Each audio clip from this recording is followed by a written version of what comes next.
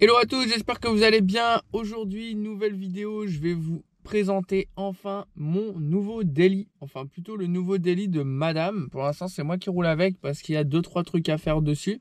Mais une fois que tout ça sera fait, ce sera pour elle la voiture, c'est elle qui va rouler avec. Et donc, j'ai essayé de vous faire de belles images pour vous présenter et faire un petit peu le tour de la voiture. Et derrière, on en parle.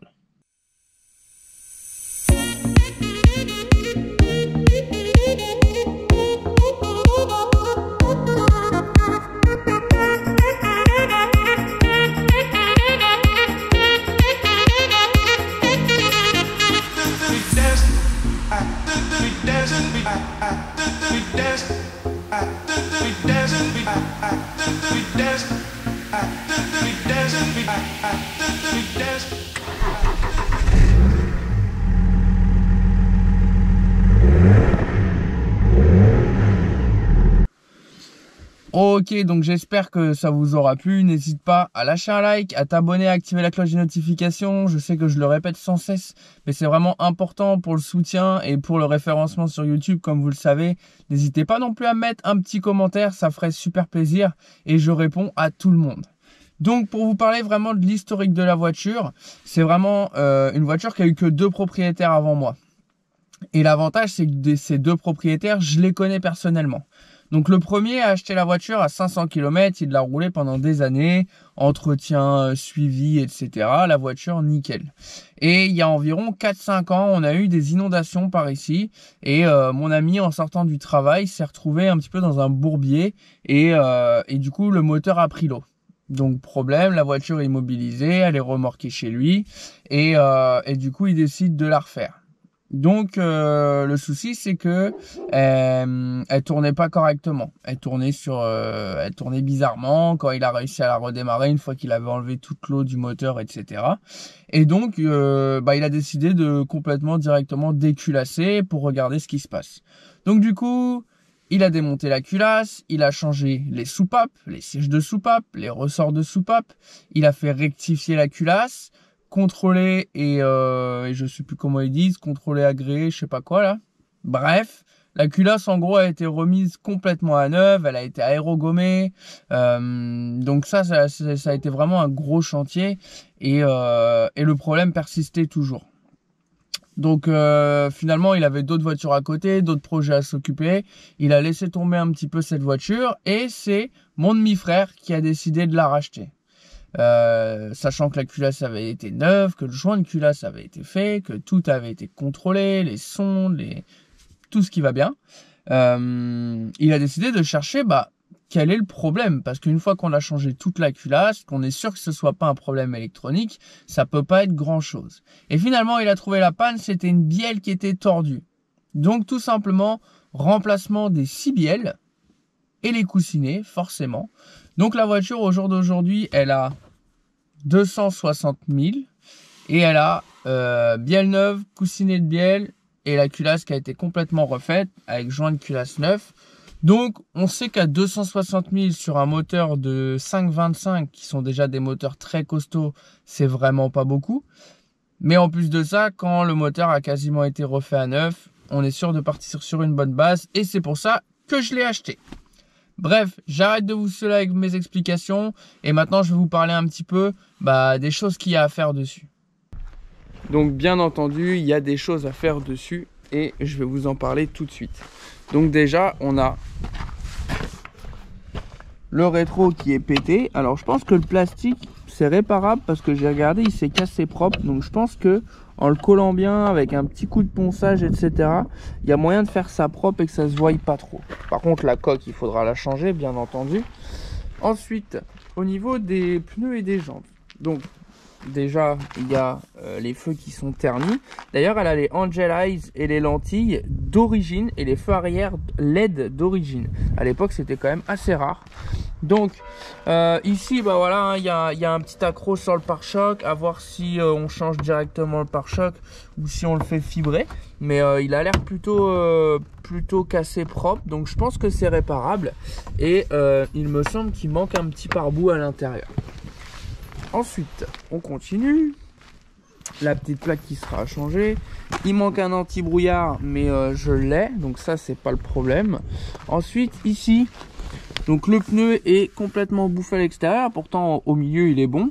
Et tout simplement le problème c'est que la rotule de direction a été changée, mais le paralysme n'a pas encore été fait. Et quand je mets mon volant droit, clairement j'ai la roue qui est légèrement de travers. Donc ce que je vais faire, c'est que déjà dans un premier temps, à la main je vais le rectifier à l'œil. Alors vous allez me dire un parallélisme à l'œil. Oui, parce que quand je vois que ma roue là ici est bien droite et que l'autre est comme ça, je peux toujours au moins rectifier un peu le tir en attendant de faire un parallélisme. Derrière ça, au niveau de la carrosserie, elle est plutôt propre. Elle aura juste besoin d'un coup de polish parce qu'il y a un chat qui a dû monter dessus, qui a fait des griffures en haut, sur le capot, un petit peu partout. Le siège conducteur, voilà, je vous montre rapidement. Donc voilà, la moquette sera nettoyée. La petite planche, j'en ai une dans le coffre, elle va être changée. Le siège conducteur, pareil, il va falloir faire un bon nettoyage de tout ça. Limite, je me demande si je vais pas le faire par un professionnel parce que j'ai pas ce qu'il faut, et puis acheter ce qu'il faut juste pour faire un nettoyage, je sais pas si ça vaut le coup. Donc 525D comme on disait. Voilà, elle a l'attelage, ça c'est plutôt cool parce que j'avais plus de voiture avec attelage. Donc voilà un petit peu pour le tour de la voiture. Et le dernier problème qu'elle a, c'est que le turbo charge qu'aux alentours de 2500-3000 tours. Donc à bas régime, il n'y a vraiment rien du tout. Et en fait, c'est un petit peu la maladie là-dessus. C'est les durites de dépression de turbo qui deviennent poreuses ou percées, et du coup qui fait que le turbo charge très tard. Donc on va remédier à ce problème déjà tout de suite. Donc là, de la durite silicone renforcée de la marque Autobahn 88. Je sais pas ce que ça vaut, on verra bien. Ça vaut 25 balles les 22 balles les 4,50 m sur Amazon. Donc voilà, on verra bien. Et du coup, je vais en profiter pour vous montrer le cœur de la bête. Alors là, forcément, on voit rien avec les caches, hein, mais le moteur est vraiment sain. Ah oui, en plus de ça, il y a eu les 2001 d'injecteurs de changer, les injecteurs de changer, la rampe d'injection de changer et la pompe à injection qui a été changée. Il y a pas longtemps, il y a genre un mois. Donc ça a été fait en plus dessus. Et bah ce qu'on va faire, c'est que on va démonter tous ces petits caches, ça. Est-ce qu'on aura besoin de démonter les papillons d'admission? Peut-être, pour aller chercher ces durites de dépression. Et bah écoutez, je démonte tout ça et je vous reprends juste après. Bon, j'ai démonté les caches, ça servait à rien, mais c'est pas grave, je les ai démontés quand même. Alors, je vais essayer de vous montrer. Je vais mettre comme ça et je vais faire un zoom à l'ordinateur. Donc comme vous voyez, il y a une durite bleue déjà. C'est parce qu'il y a déjà une durite qui a été remplacée du coup par le collègue, parce qu'il avait une durite de dépression qui fuyait. Donc si j'essaye de voir, c'est celle qui va au petit poumon et ensuite qui va jusqu'à l'électrovanne. Là-dessus, il y a une espèce de petit poumon, je sais pas trop à quoi il sert. Donc bah maintenant, ça va être de regarder les autres et voir un petit peu si j'en trouve une qui est percée. Donc, j'en vois une en bas. Ensuite, il y en a une autre qui part de l'électrovanne ici, à voir si elle est bonne. Elle a pas l'air très vieille. Il y en a une autre, ça il me semble que c'en est une. Et ah bah voilà, j'ai trouvé le problème les amis. Alors j'essaye de vous montrer. Donc j'ai à peine touché la durite qu'elle est venue dans mes mains et en fait elle est craquée au bout. Donc eh ben, on va pas s'embêter, on va remplacer celle-là. Et ensuite on ira essayer la voiture. Donc je la remonte, elle vient ici, elle vient là, elle remonte ici. En plus elle a pas l'air trop chiante à enlever, donc ça c'est plutôt cool. Elle vient ici, donc c'est celle-là, hein. Tac, tac. Et ensuite elle va, ah bah elle s'est décrochée toute seule et elle vient dans le petit bitonio juste ici. Et bah on va pas s'embêter trop longtemps et ça c'est plutôt cool. On regarde bien par où elle passe. L'avantage de filmer, bah c'est que forcément si j'ai un doute, j'ai juste à regarder la vidéo. Hop. Donc ça passe comme ça. Je vais la passer. Ok. Ensuite elle est accrochée là. Et voilà. Donc bah voilà. Problème résolu. Des deux côtés.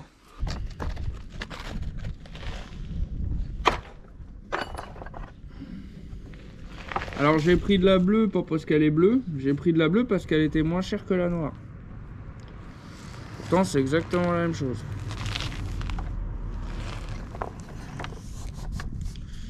Ok, donc je prends exactement la même longueur. Et c'est parti, on remonte ça. Donc pour vous montrer rapidement, elle part du petit bitonio là. Elle vient, elle longe la tubulure d'admission. Elle vient se brancher sur la petite bonbonne qui est en bas. Bon, bah maintenant que c'est fait, je vais me changer vite fait pour pas pourrir plus les sièges qu'ils le sont déjà. Et ensuite, on va voir si ça fonctionne. Bon là, je fais chauffer un peu la voiture pour pouvoir lui taper dedans tout de suite, même si elle est déjà un petit peu chaude. Et je vous passe sur mon front, comme ça vous allez pouvoir voir ça. Donc je vous rappelle, le petit problème, c'était qu'elle prenait pas le turbo ne chargeait pas avant 2700-2800 tours, où vraiment là on avait un petit peu le coup de pied au cul du turbo qui se déclenchait. Normalement on devrait avoir cet effet là 1500-2000 je suppose, hein. Donc déjà je peux vous dire que limite au ralenti, mais à bas régime surtout, on sent vraiment la différence déjà au point de vue du couple. On sent beaucoup mieux, que ça peine moins. Parce qu'avant on avait vraiment l'impression de rouler avec un atmo. Voilà, c'est le jour et la nuit. Alors pour vraiment faire la comparaison, ça fait quand même quelques jours que je roule avec la voiture quotidiennement. Enfin, en tout cas pour les trajets travail-maison. Pour justement pouvoir déceler un petit peu tous les petits défauts que j'aurais à rectifier sur cette voiture. Ce qu'on va faire, c'est qu'on va prendre une route fermée. Et on va voir ce que ça donne. J'essaye d'écouter si j'entends le turbo. Pour l'instant, je l'entends pas trop siffler ou souffler. Je sais pas quelle est la meilleure appellation.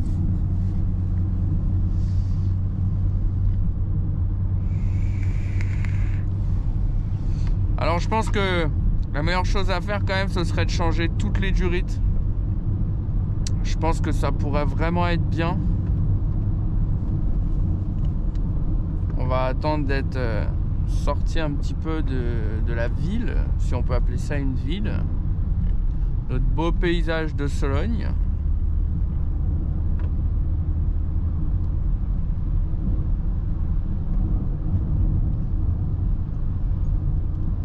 Les gens que je croise doivent me prendre pour un abruti avec ma caméra sur le front. Allez, on rétrograde. Le but c'est vraiment de voir à bas régime. Là je suis en 4e.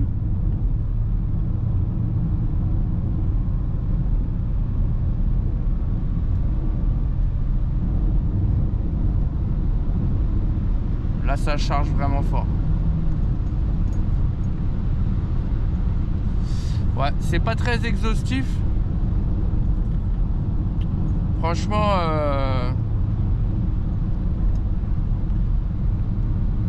j'ai un peu plus de reprise. Après, on n'est pas sur une voiture de 400 chevaux. Faut pas non plus se faire des idées de ouf. Mais déjà, j'ai de la reprise. Pour vous donner une idée, j'aurais été à la même vitesse, au même régime en 5e comme je suis là, avant de changer la durite. Je faisais pied planche, il se passait rien.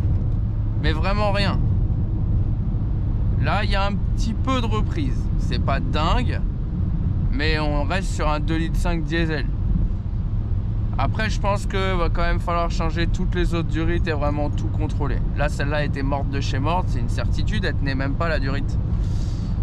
Mais ouais, je pense que ce serait pas du luxe de changer la durite. Par contre, dès qu'on rétrograde et qu'on est un peu dans les tours, c'est magique.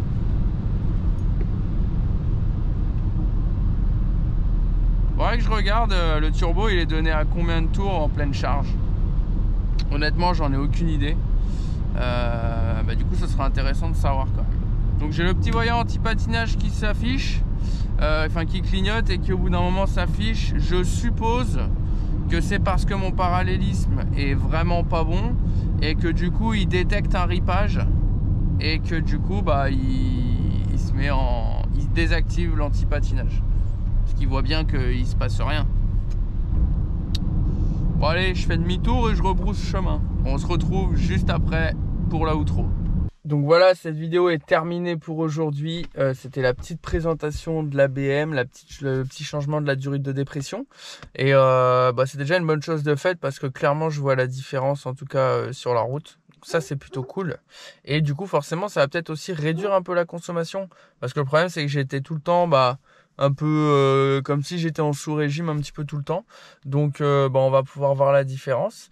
Et puis je vous ai pas montré la partie où j'ai redressé un petit peu le parallélisme, tout simplement parce que je vais vous faire une vidéo où je vais vous montrer comment faire son parallélisme soi-même. Donc ça va arriver bientôt et puis voilà, écoutez, n'hésitez vraiment pas à liker, vous abonner, activer la cloche des notifications, laissez un petit commentaire pour dire ce que vous en pensez, ça me ferait super plaisir d'avoir votre avis et en même temps je réponds à tout le monde et on se dit à bientôt pour une nouvelle vidéo. Bye.